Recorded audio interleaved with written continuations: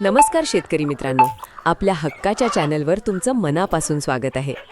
मित्रांनो, गावरान कोंबडीचं पालन करणं हा फक्त व्यवसाय नाही, तर ती एक आवड आहे, एक जिव्हाळा आहे. जेव्हा ती चिमुकली पिल्लं अंड्यातून बाहेर येतात आणि त्यांचा तो कोवळा चिव आवाज आपल्या अंगणात गुंजतो, तेव्हा मिळणारा आनंद जगातल्या कोणत्याही संपत्तीपेक्षा मोठा असतो, नाही का?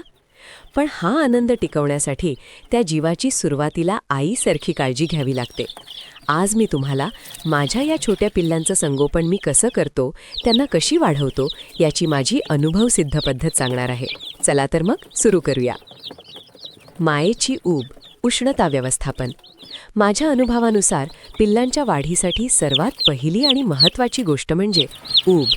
निसर्गात कोंबडी आपल्या पिल्लांना पंखाखाली घेऊन ऊब देते, पण जेव्हा आपण जास्त संख्येने पिल्लं वाढवतो तेव्हा ब्रूडिंग करणं खूप गरजेचं आहे.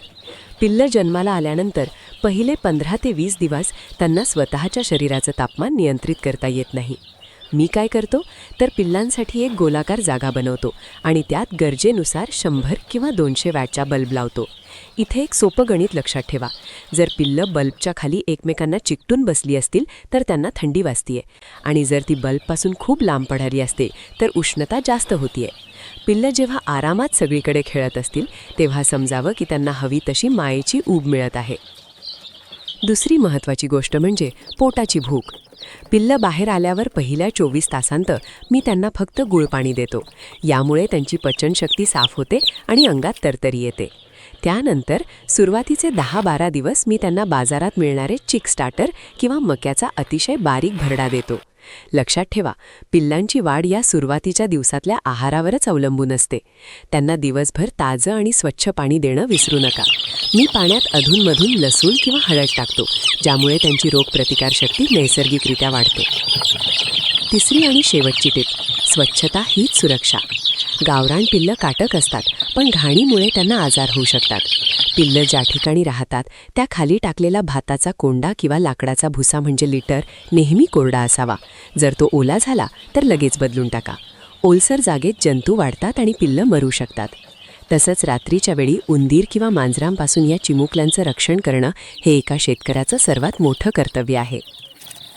तर मित्रांनो, ही होती माझ्या गावरान पिल्लांच्या संगोपनाची छोटीशी गोष्ट.